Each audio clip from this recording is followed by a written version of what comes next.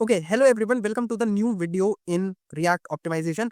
आज के इस वीडियो में हम बात करेंगे यूज कॉलबैक हुक के बारे में। ये लास्ट टाइम आपका रह गया था इन द ऑप्टिमाइजेशन सीरीज, तो आज इस वीडियो में हम उसे कवर करेंगे। तो यहाँ पर स्क्रीन पे आप लोग देख सकते हो, बहुत ही सिंपल कोड है। एक हमारे पास ऐप कंपोनेंट है, उसके अंदर एक हमारे पास चाइल्ड कंपोनेंट है।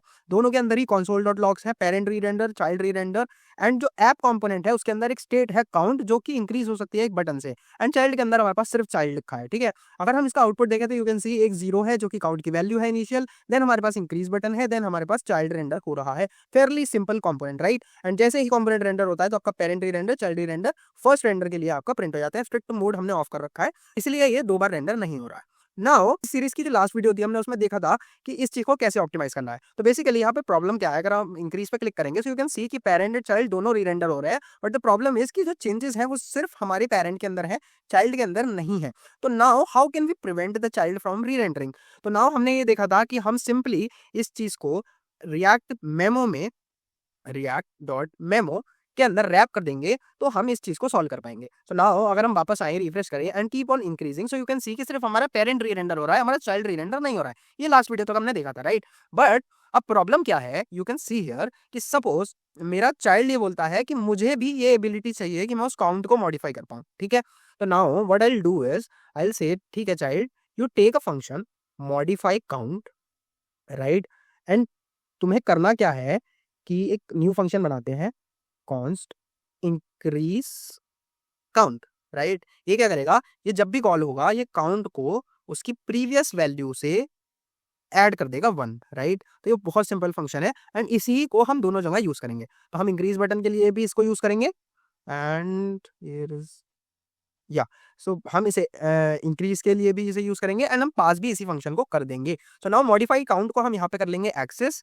एंड जैसे ही हम एक्सेस करेंगे सो यहाँ पर एक बटन बना देंगे, which is like let's take this button only, and यहाँ पर करेंगे पेस्ट। तो जैसे हमने पेस्ट करा हम मॉडिफाई काउंट को कर देंगे रिप्लेस उससे।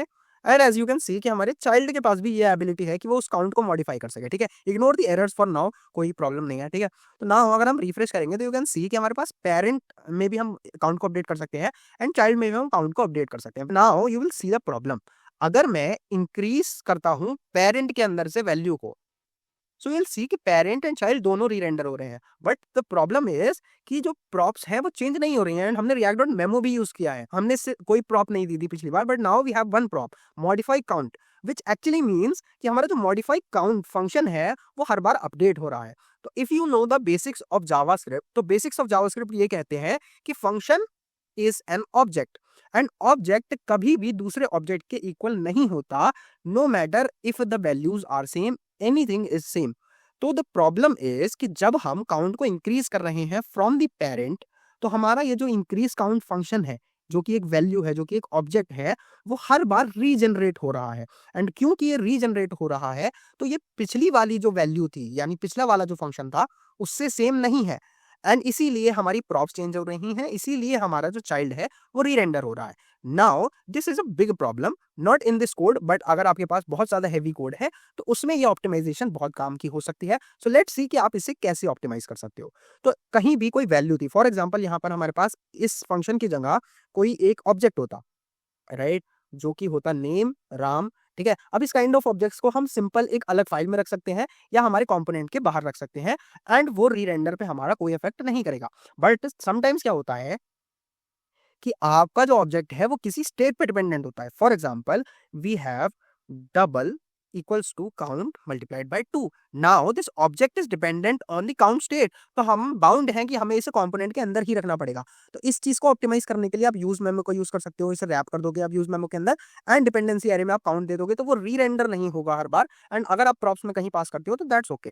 एंड यही सेम चीज आप फंक्शंस के साथ कैसे कर सकते हो। तो फंक्शंस में करने के लिए हमारे पास सेकंड हुक है, विच इज यूज ऑलवेयर, जो कि मेन हाईलाइट है आज की इस वीडियो की। सॉरी इतना टाइम लग गया इस टॉपिक पर आने में, but we have to understand the background first, क्या प्रॉब्लम है, देन हम सॉल्यूशन पे आते हैं। ठीक है, नाउ लेट्स क्विकली सी कि हम कैसे यूज कॉलबैक को यूज करके इसे मेमोराइज कर सकते हैं।